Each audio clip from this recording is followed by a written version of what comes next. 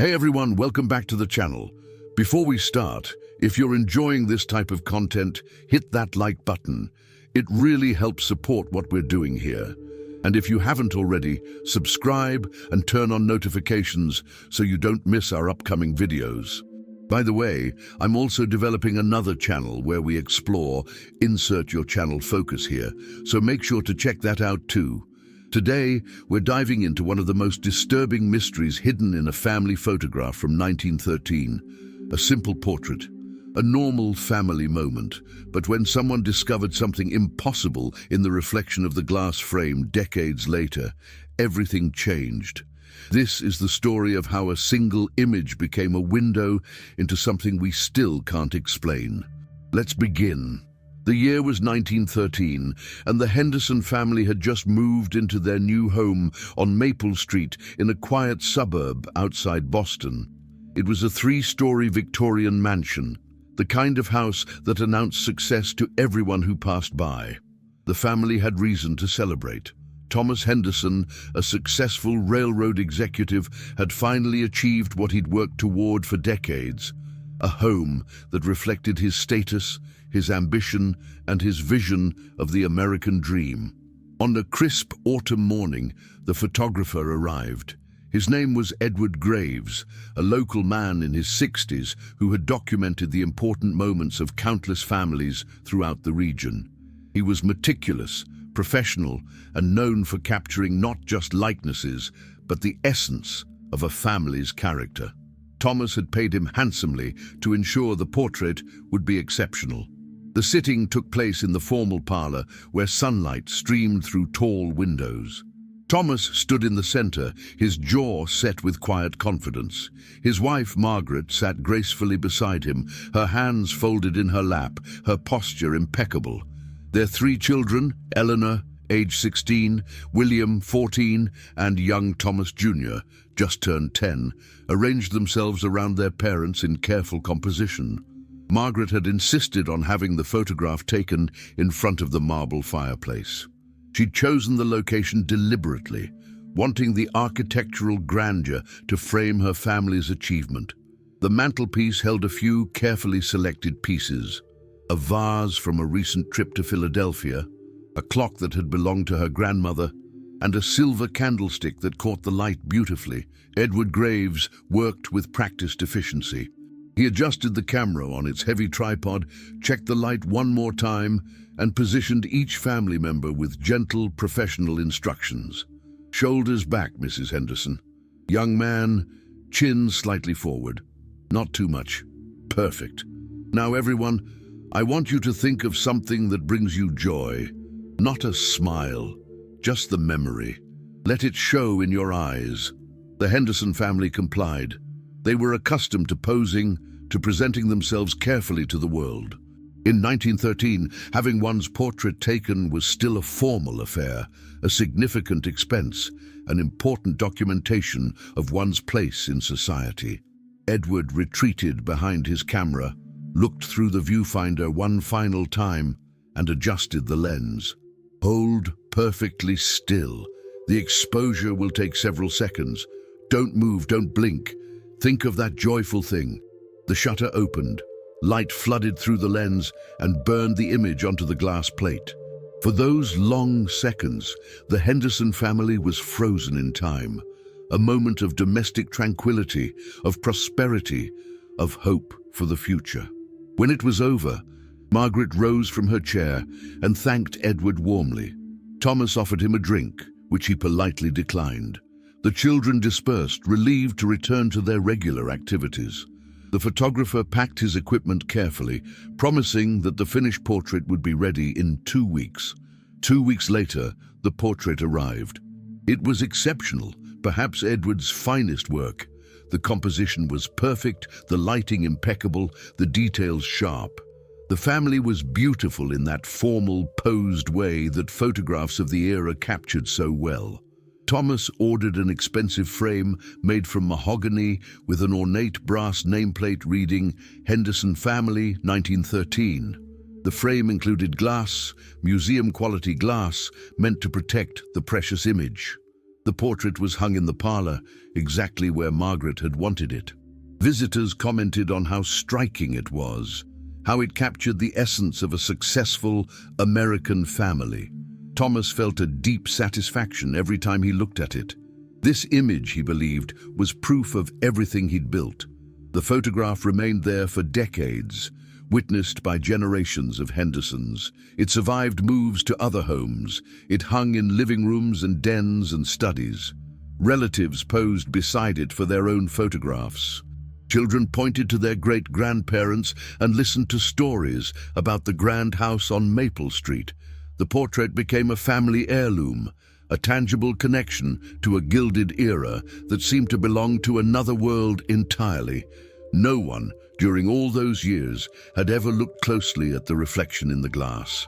It was 2019 when Robert Henderson first noticed something unusual. Robert was the great-grandson of Thomas and Margaret, a retired history professor living in Portland, Oregon.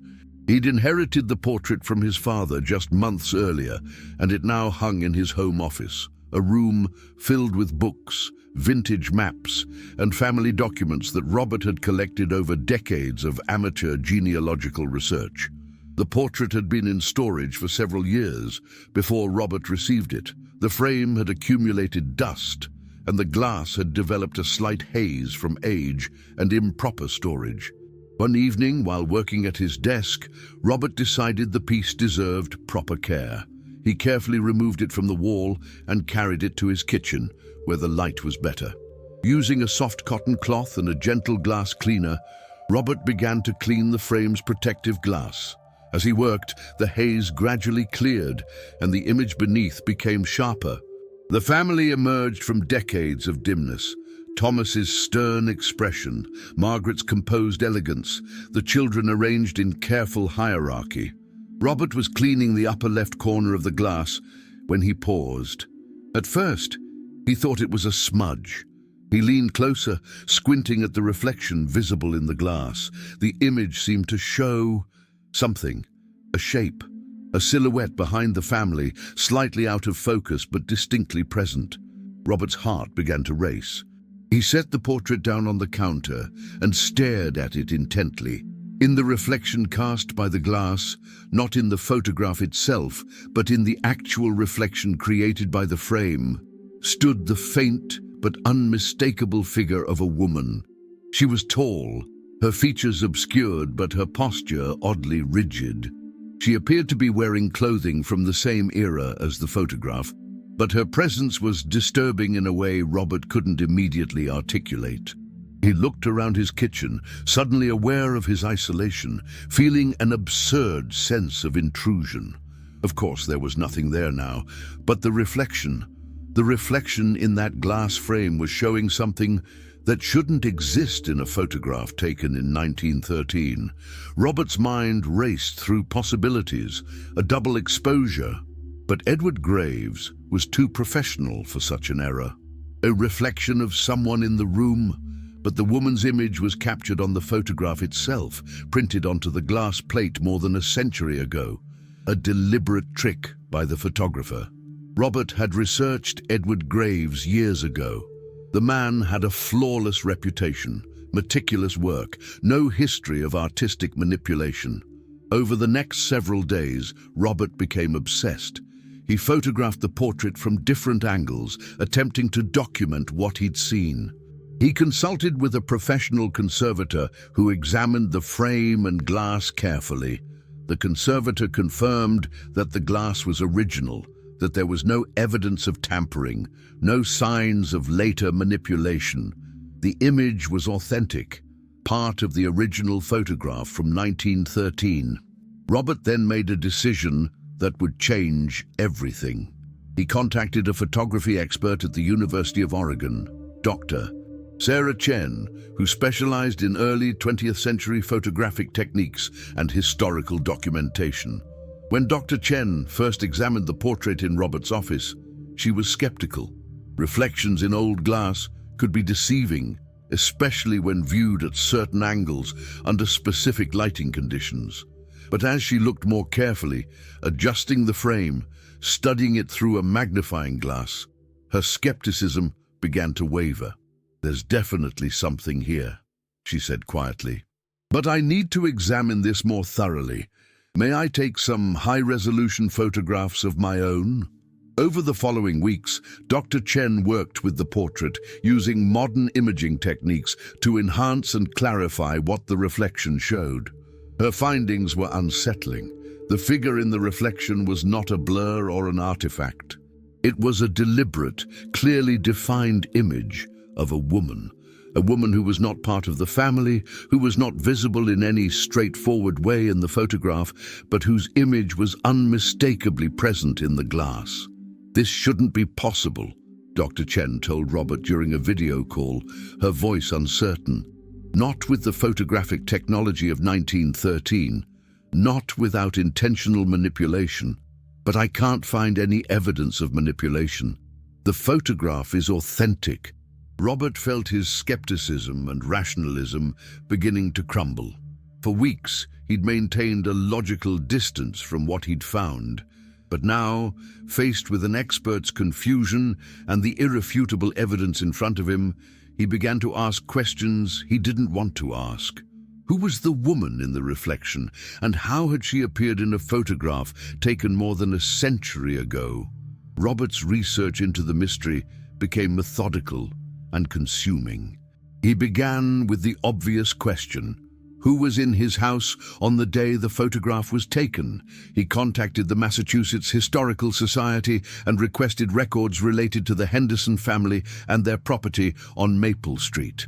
He found property records, tax documents, and newspaper clippings from the era.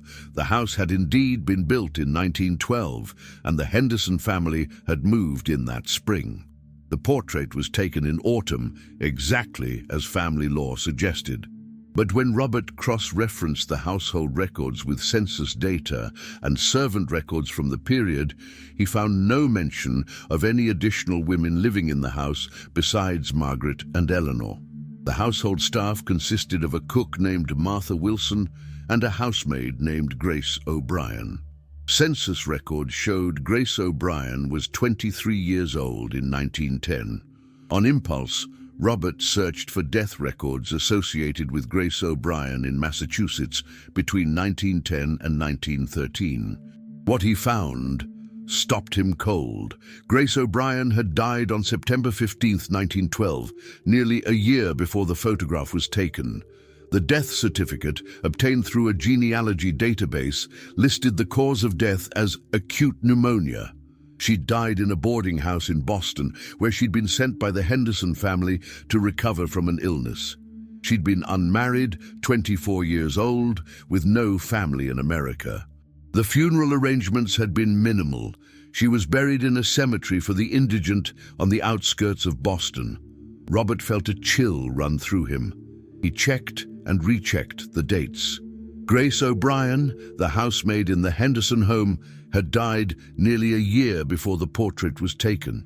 She could not have been present in that room in 1913, and yet her image, or something that appeared to be her image, was captured in the reflection of the glass frame. Robert decided to visit Boston. He needed to see the house on Maple Street, to stand in the room where the photograph had been taken, to understand the space in 3 dimensions rather than through records and images. When he arrived at the address, he discovered that the original house was gone, demolished in the 1960s to make way for a commercial building. But Robert found an elderly neighbor, Mrs. Eleanor Kowalski, who had lived in the area her entire life. Her grandmother had known people who'd worked for the Henderson family. Over tea in Mrs. Kowalski's living room, Robert learned details that weren't in any historical record. According to Eleanor's grandmother, Grace O'Brien had been more than just a housemaid. She'd been close to Eleanor Henderson, the eldest daughter, almost like an older sister. The two had spent hours together, talking and laughing, which was considered unusual for the time. Servants weren't typically treated as companions. "My grandmother said that Eleanor was devastated when Grace died," Mrs. Kowalski recalled. "She barely left her room for weeks. The family was worried about her. Grace had been a bright light in that house, apparently. Her death affected everyone, but Eleanor took it hardest." If you could please leave a like and subscribe to the channel, it really helps support this content. And I'm curious, what do you think is happening with this photograph? Leave your thoughts in the comments below. Robert felt pieces of a puzzle beginning to form, though he still couldn't see the complete picture. He returned to Portland and contacted Dr. Chen with this new information. The housemaid died a year before the photograph was taken, he explained. Her name was Grace O'Brien. She died of pneumonia in Boston. There's no logical explanation for her image to appear in that photograph. Dr. Chen was silent for a long moment. Robert, I need to be honest with you. There are things in this photograph that I can't explain through conventional photography. The image in the reflection, I've had colleagues examine my documentation. No one can identify a photographic mechanism that would create this effect in 1913. What are you saying? Robert asked, though he already knew. I'm saying, Dr. Chen replied carefully, that either this photograph represents something we don't understand about how light and images can be recorded, or it represents something else entirely, something outside the scope of what photography is supposed to be capable of. Robert looked at the portrait hanging on his office wall. In the lamplight, the reflection in the glass seemed to shift and change, the figure of the woman appearing and disappearing depending on the angle. For a rational man who had built his career on historical evidence and logical analysis, Robert found himself standing at the edge of a mystery that refused conventional explanation. He thought of Eleanor Henderson, devastated by the loss of her friend. He thought of Grace O'Brien, dead and buried, her brief life documented only in a death certificate, and the fading memories of people long gone. And he thought of Edward Graves, the photographer, who must have seen this reflection when he processed the glass plate. Had he noticed? Had he said anything? Or had the image remained hidden, waiting for more than a century for someone to finally see what was there? Robert's discovery of Grace O'Brien's death had opened a new avenue of investigation. If the housemaid's image had appeared in the photograph, perhaps Edward Graves had known something about it. Perhaps there was documentation, letters, journals, records that might explain what happened that day in 1913. Robert contacted the Massachusetts Historical Society again, this time requesting information about Edward Graves himself. He learned that Graves had lived until 1951, dying at the age of 98.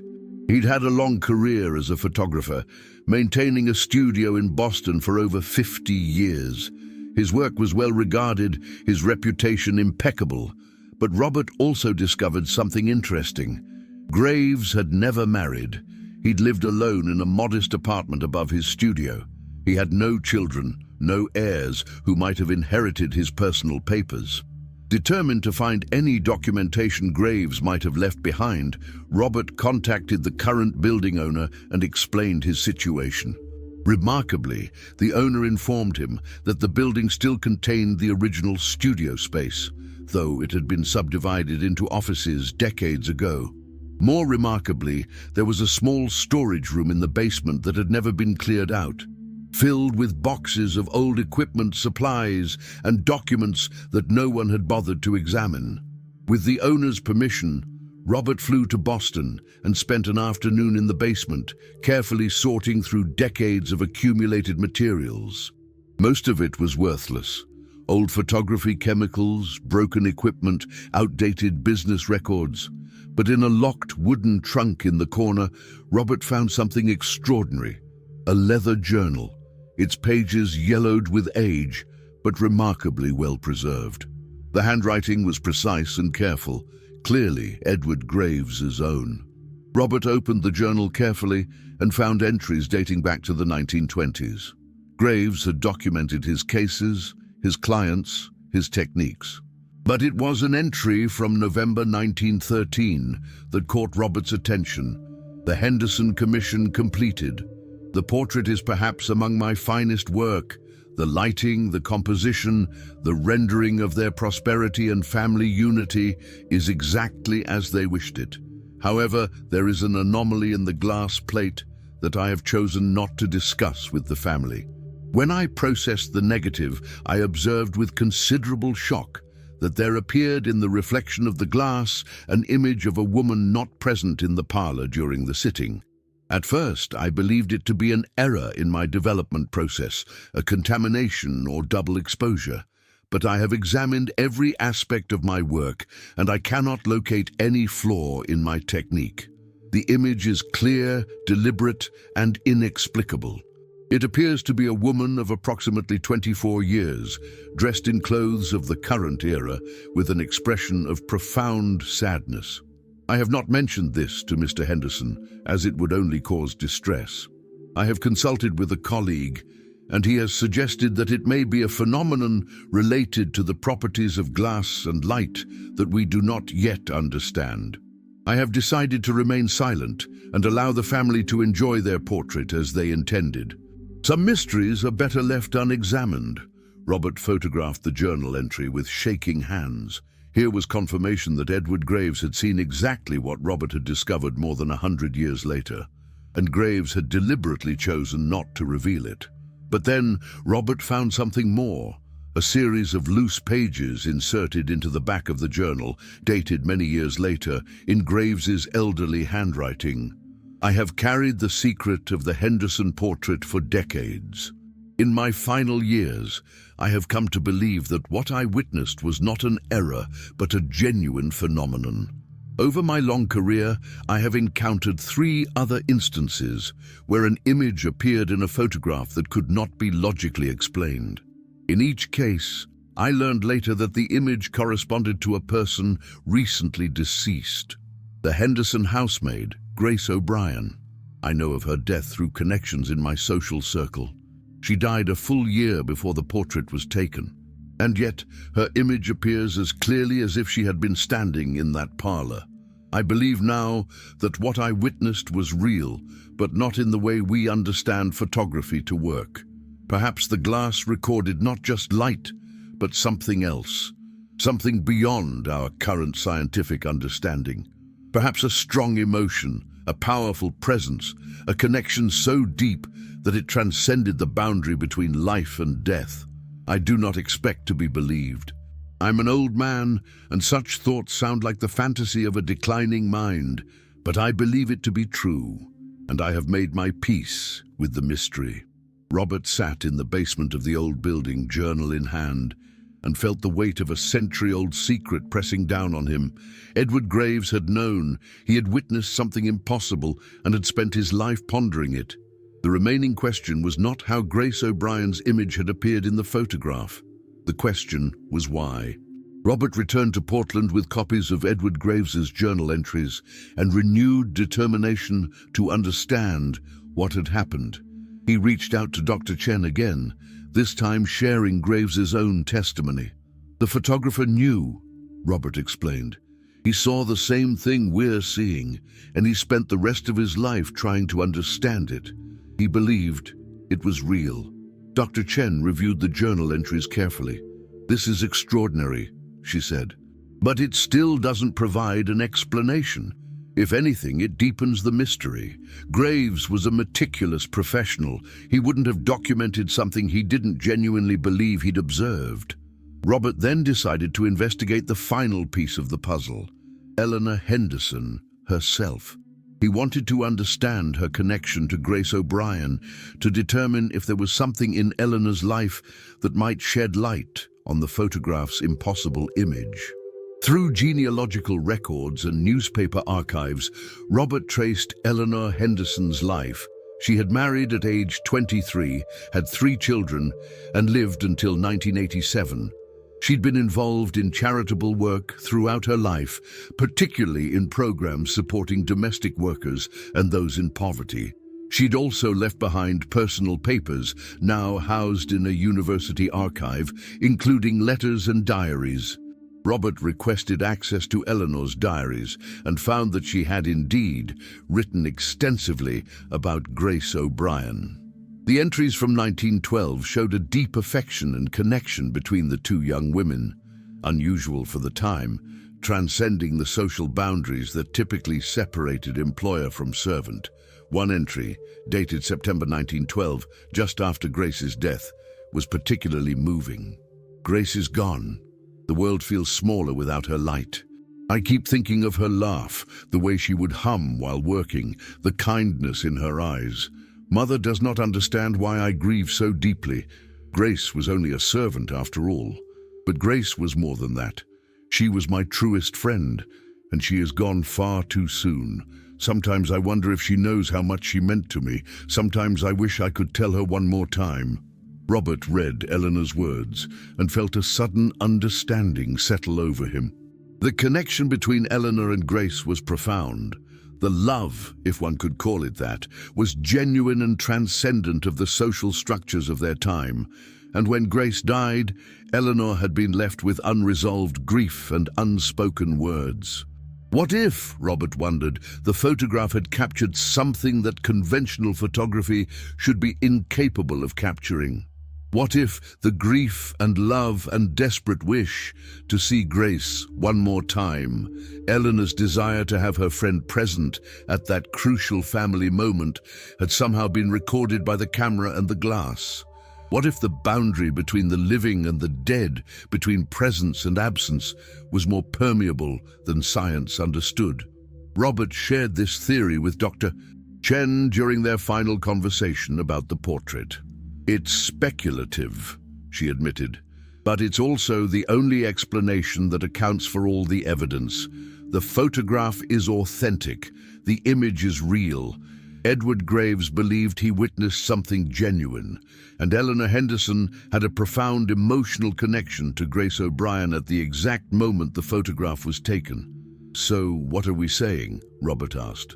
That love or grief can somehow be recorded by a photograph. I'm saying, Dr. Chen replied carefully, that there are aspects of human experience and consciousness that our science has not yet explained. The photograph seems to suggest that something beyond the purely physical was captured that day. Whether we call it emotional residue, spiritual presence, or something we don't yet have a name for, I don't know. But I don't think it was a trick, and I don't think it was an error. Robert hung the portrait back on his office wall. He looked at it often, at Thomas's stern confidence, at Margaret's composed elegance, at the children arranged in careful hierarchy, and he looked at the reflection in the glass, at the faint but undeniable figure of a woman standing behind them, her expression eternally sad, eternally present, eternally part of that frozen moment from 1913. He never discovered a definitive explanation for what Grace O'Brien's image was doing in that photograph. Perhaps, he thought, some mysteries were meant to remain mysteries. Perhaps there were limits to what human understanding could encompass, boundaries beyond which reason and science could not venture. What he did know was that Eleanor's wish had, in some inexplicable way, been granted. Grace O'Brien was present at that family portrait. She was there in the reflection, captured forever, part of the Henderson family's documented history, even though she had died before the photograph was taken. The mystery of the 1913 portrait remains unsolved. The image of Grace O'Brien still appears in the glass frame, visible to anyone who looks closely enough. Edward Graves carried the secret to his grave. Eleanor Henderson took her grief and her unspoken love with her when she died. And Robert Henderson was left with a photograph that defied explanation, a tangible reminder that there are some things in this world that transcend our understanding, that resist rational categorization, and that perhaps should be left as mysteries. Some doors, once opened, reveal not answers but only deeper questions, and sometimes that is the only truth we are meant to find. And that's the story of the Henderson portrait, a mystery that spans more than a century and still defies explanation. The photograph exists, the image is real, but what it means, that's something each of us has to decide for ourselves. If you enjoyed this story and want to see more mysterious cases like this one, leave a comment below. I'd love to know what you think happened in that photograph. Was it an error? A genuine supernatural phenomenon, or something our science simply hasn't explained yet? If you haven't subscribed yet, now's the perfect time. Hit that subscribe button and turn on notifications so you don't miss our next video. And remember to check out my other channel for more content just like this. Thanks for watching, and I'll see you in the next one.